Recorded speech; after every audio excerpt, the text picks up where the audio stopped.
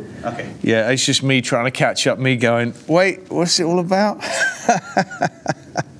But the interview won't be just about advice, so that's okay for you. Yeah. What else are you going to be about? All right, let me make this quiet so it doesn't... There we go. So my first question can be a little brutal or harsh, but when you look at yourself in the mirror, what do you see?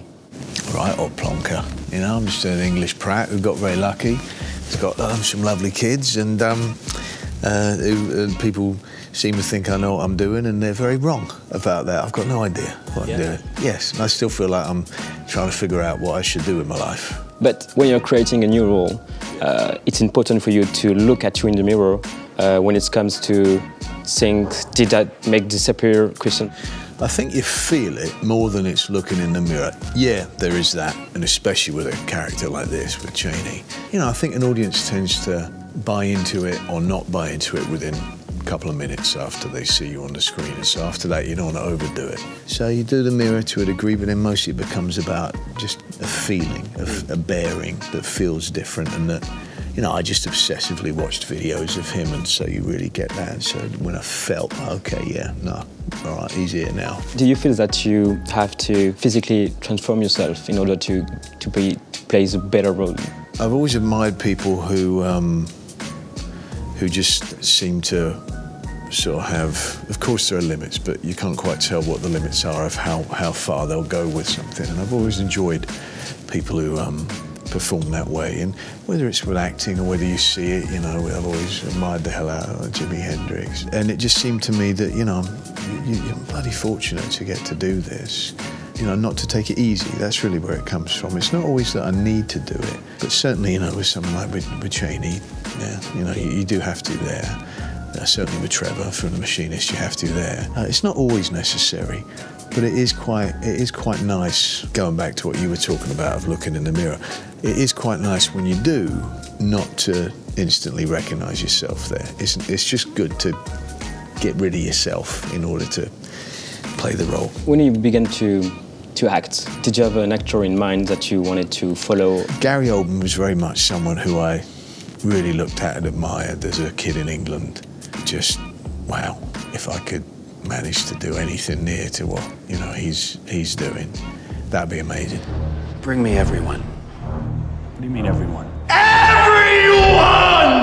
And then it was something I realised only about a month ago. I was just driving around and I suddenly stopped and went, my God, Rowan Atkinson was one of the biggest influences on me.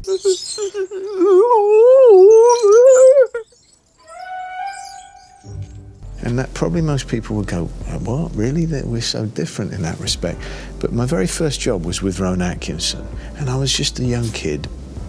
But I remember he was fascinating because he was just this character the whole time, and then never break it. And it sounds bloody obvious now, but it hadn't occurred to me that really made an impression on me as an example of how to do it, because I didn't go and train and study at any schools or anything like that. You know, when I was, you know, of an age when most people were going to college, I did start thinking, well, maybe I should be doing that as well. But then realised I had really bad grades, and you know, I didn't know what I was going to do, and then just decided, oh, I'll just learn by doing it. Unfortunately, what that does mean is I'm very bad in a lot of films out there because I'm learning. It's usually not the smartest idea to learn out in front of everybody in public, but that's the way that I chose to do it instead. Go! B-51 Cadillac of the sky! You like to questioning and to make some investigation about the role you're going to play. I love really studying, how much you get to study other people. Yeah. You know, you certainly get to be very obsessive about another person without getting arrested for it. So I do enjoy that a great deal.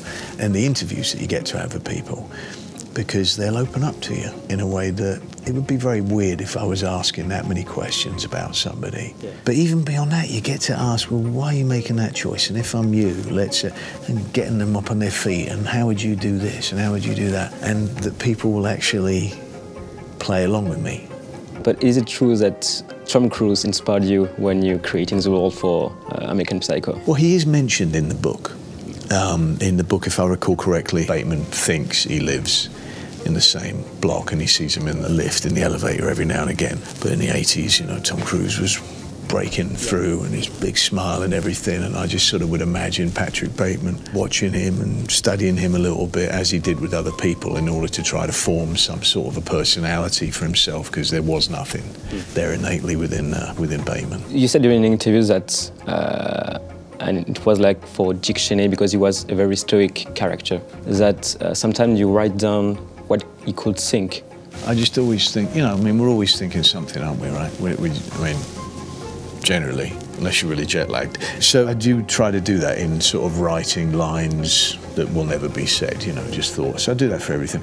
But then also when it is a very recognisable person with a particular vernacular, you know, you've got to familiarise yourself with all of that, with the language of politics and the language of power that he had and everything. And so I sort of made my own dictionary, my own Cheney dictionary, which I would have all the time. Just taking down from interviews, just non-stop writing down every line of his from interviews, and then words that he uses, you know, often, blah, blah, blah, and doing that. And so I would always, all right, be flicking through it and reminding myself of, yeah. And you had to get rid of your own thoughts about politics and social, because Dick Cheney is very particular. Yeah, because, well, there's that, but I mean, there's also just, I'm not there to show my politics, right? And it's the director's medium, yeah? So I think it's all good if the director shows his own politics, but for me, you know, I want to show Cheney's politics if I can. So I didn't want to approach it with sort of a nudge, nudge, wink, wink.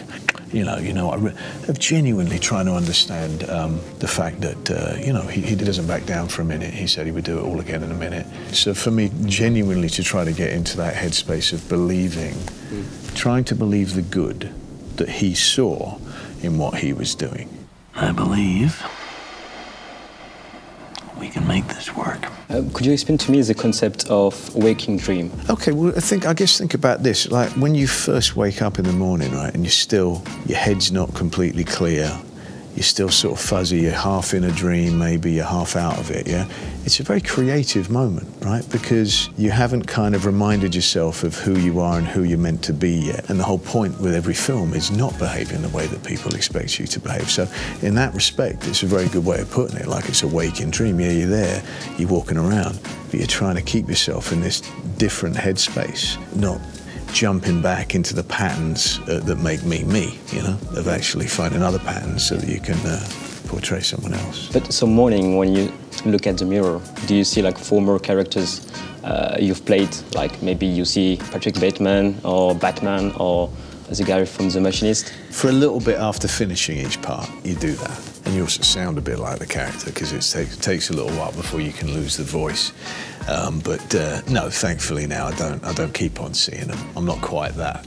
Multiple personalities. There's a few in here, but there's not that many. But what would be the character that marked you the most? Oh. Well, there's a lot that obviously physically you're making a change, you know. I mean, playing Cheney, he was physically hanging on for a long time until I lost the weight. Well, there's some, you know, there's some that are nice and they're kind of comforting, they're enjoyable to play, and my family might actually quite like having them about a little bit, and then others that my family are like, please get rid of that one, we don't like him at all. So there's some that you try to reject as quick as you can, and others that you kind of go, yeah, they were sort of like a nice friend. It sounds very silly, doesn't it? It sounds not only silly, it sounds really crazy, but what I do is very silly and very crazy. And there are some of them that you kind of do sometimes revisit, like yeah, sort of hanging out with old friends a little bit. Like which one, for example? I always liked Trevor from The Machinist. But it's because it was just mentally, I was in such a different place than I've ever been in my life, you know, because of the physical change. That was really interesting, you know, because you were so exhausted in a way, yeah, physically. But I would like sleep only 2 hours a night, and I was so relaxed and calm, and I could just sit and read a book in one go without moving, and put it down, and really calm, everything. There were no like highs or lows. Everything was just, you know, like that. And so he was a very comforting character to be around. Did you try to get back to that spirit? Well, yeah, but you know, I don't want to look like a walking bag of bones again like that. That would tell. I have children now. I didn't then. That would terrify them. Yeah, that'd be bloody scary, seeing Dad walking in like that. Have you ever been frightened when you were working on a role? Have you ever been frightened to put your mind at risk? I think that I do think about that more now, of do I really want to have my head in that character's headspace? Because you're committing to usually, you know, quite a few months. I very much admire actors who can just kind of turn it on and turn it off, and I've seen them, I've worked with them, and it's just mind-boggling to me how they manage that. Some people can turn on an accent like that, and I just can't. I'm sort of glacial in the way I work, so I slowly get an accent together. I slowly manage to figure out how someone would think and behave, and if I stop doing it, it takes bloody ages for me to bring it back around. Yeah. So I do think of that now. I go, you know, I might love the script or something or whatever, but I do sit there going, do I really want to be in that headspace for 3-4 months? So you never told yourself, I went too far? Well, it never feels like too far, does it? Because you come out of it the other side. Yeah. I've certainly been told that by other people, yeah, that I went too far. Oh, yeah? Yeah. For which role, for example? Bloody near all of them, according to my wife.